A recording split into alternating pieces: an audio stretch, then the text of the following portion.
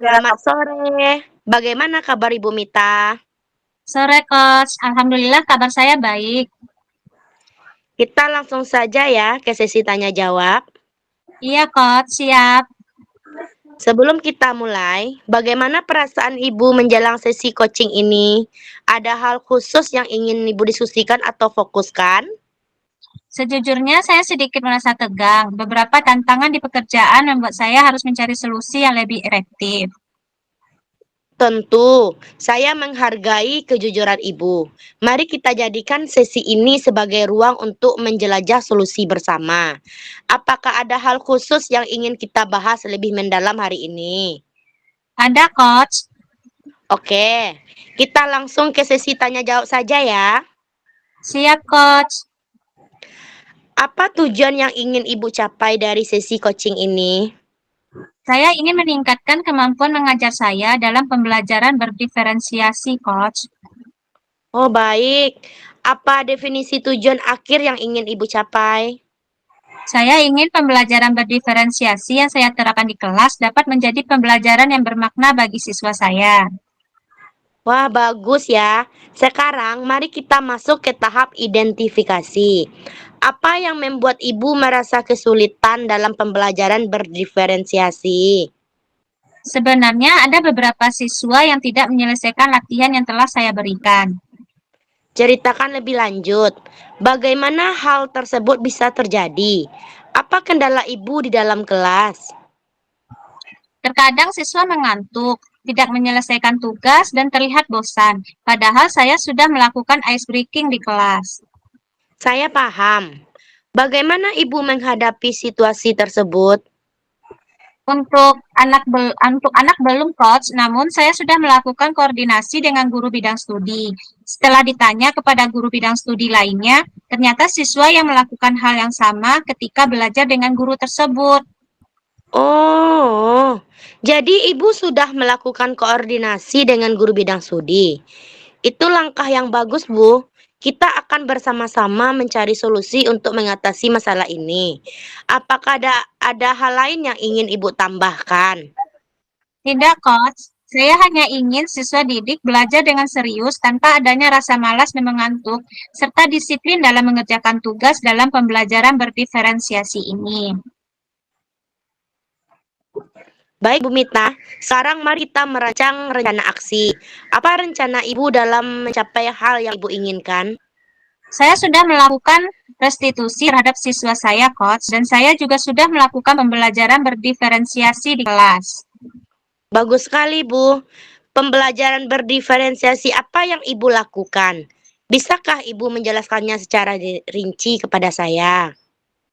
Untuk langkah pertama yaitu saya melakukan survei untuk mengetahui kesiapan belajar, minat belajar, dan profil belajar murid. Itu yang saya lakukan, coach.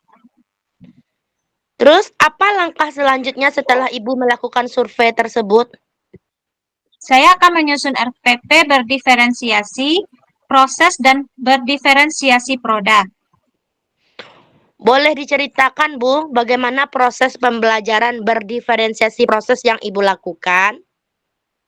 Siswa saya bimbing untuk belajar berkelompok. Dari kelompok tersebut bertugas mempresentasikan hasil diskusi. Nah, disinilah letak diferensiasi produknya, coach. Itu sudah bagus sekali, Bu Mita. Untuk pembelajaran diferensiasi produk, bagaimana penerapannya? Nah, pada diferensiasi produk, saya menerapkan dalam kegiatan proses. Siswa yang memiliki kreativitas yang tinggi membuat kerajinan dari barang bekas sesuai dengan minat dan bakatnya. Begitupun dengan siswa yang memiliki kreativitas yang rendah. Ini tentu sangat menarik ya, Bu Mita.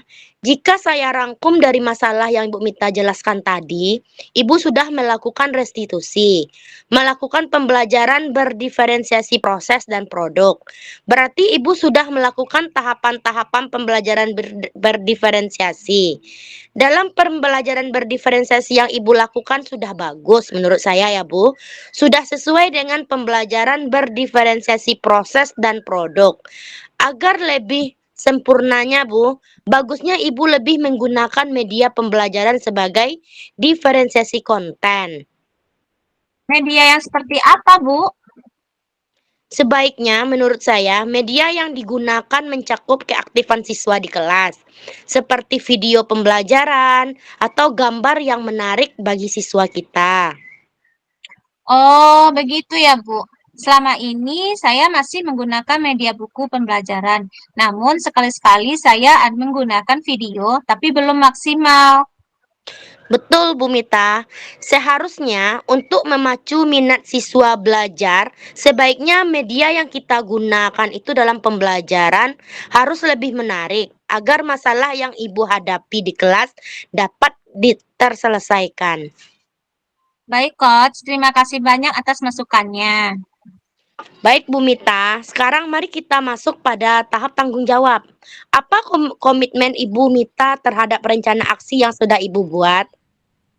Saya berkomitmen untuk mempersiapkan materi pembelajaran dengan media interaktif yang dapat memacu semangat dan kreativitas siswa saya, sehingga masalah yang biasanya terjadi dapat diminimalkan, Coach. Dan saya juga berkomitmen dengan penerapan pembelajaran berdiferensiasi akan dapat menumbuhkan minat siswa saya dalam belajar dan mengerjakan tugas yang saya berikan. Terus siapa dan apa yang dapat membantu Ibu dalam menjaga komitmen ini? Saya akan meminta bantuan rekan guru sejawat untuk memberikan feedback dan membantu saya dalam mempersiapkan bahan ajar, serta media pembelajaran yang dapat mendukung pembelajaran yang akan saya lakukan di kelas, Coach. Wah, bagus sekali ya, Bu. Itu langkah yang tepat. Semoga komitmen yang sudah Ibu rencanakan dapat berjalan dengan lancar hendaknya. Amin. Terima kasih, Coach. Oke, sama-sama.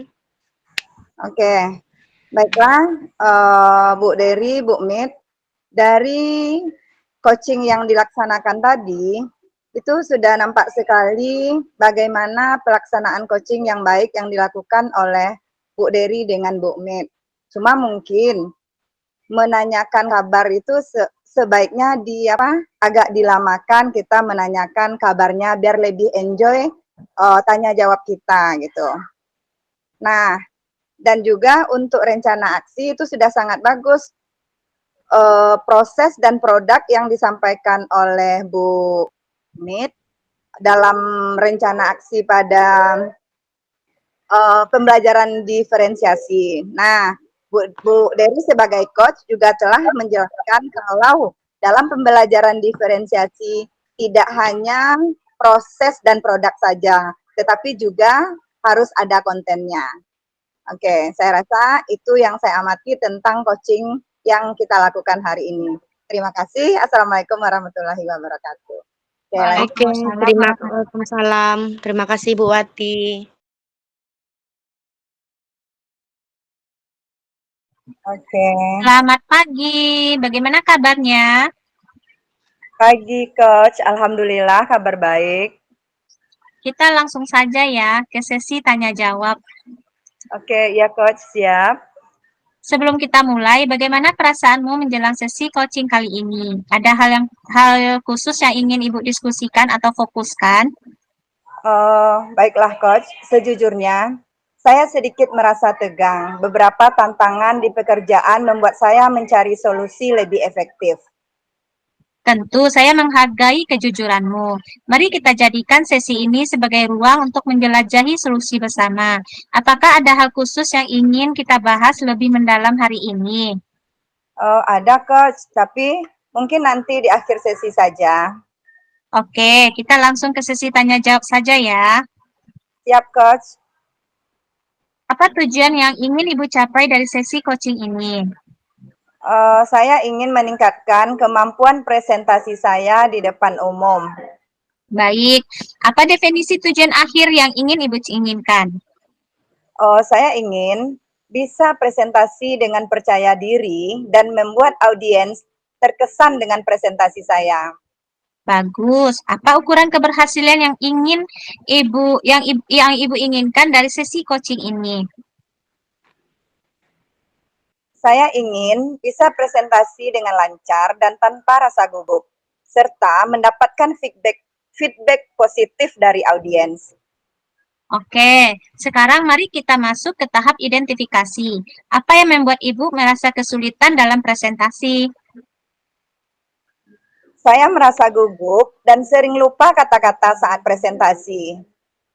Coba Ibu ceritakan lebih lanjut bagaimana perasaan Ibu saat itu. Gini Coach, rasa takut tidak bisa memberikan kesan positif kepada audiens, membuat saya gugup. Dan terkadang saya merasa tekanan untuk menyampaikan sesuatu yang sempurna. Oh, begitu. Saya paham. Bagaimana Ibu menghadapi situasi tersebut? Begini Coach, Coach membimbing saya dengan pertanyaan-pertanyaan yang membuat saya merenung, membuka ruang bagi saya untuk menyusun pemahaman yang lebih mendalam mengenai tantangan yang saya hadapi. Saya merasa didengar dan didukung. Nah, kalau begitu, kita akan bersama-sama mencari solusi untuk mengatasi hambatan ini. Apakah ada hal lain yang ingin Ibu tambahkan? Saya hanya ingin merasa lebih percaya diri dan terampil saat presentasi. Dan saya yakin dengan bimbingan ini, saya bisa mencapainya. Baik, sekarang mari kita merancang rencana aksi. Apa rencana Ibu dalam mencapai tujuan presentasi yang Ibu inginkan? Baik, Coach. Saya akan mempersiapkan materi presentasi dengan baik, berlatih presentasi di depan cermin, dan mencari feedback dari teman atau mentor. Bagus. Adakah prioritas yang Ibu miliki dalam rencana aksi Ibu? Prioritas saya adalah mempersiapkan materi presentasi dengan baik dan berlatih presentasi di depan cermin. Saya percaya bahwa fondasi yang kuat dalam materi dan latihan akan membantu saya mengatasi rasa gugup. Nah, kalau begitu, apa strategi yang bisa Ibu lakukan untuk mencapai tujuan presentasi Ibu tersebut? Saya akan mencari referensi materi presentasi yang baik, mempersiapkan slide presentasi yang menarik, dan berlatih presentasi dengan fokus pada intonasi dan gerakan tubuh. Saya juga berencana untuk meminta feedback konstruktif untuk terus memperbaiki diri. Nah, itu adalah langkah-langkah yang sangat baik, Bu. Rencana aksi yang terstruktur dan fokus pada detail akan membantu Ibu mengatasi tantangan presentasi dengan lebih efektif. Bagaimana Ibu melihat tindak lanjut dari rencana ini? Oke, lanjut Coach. Ya, bagaimana Ibu melihat tindak lanjut dari rencana ini?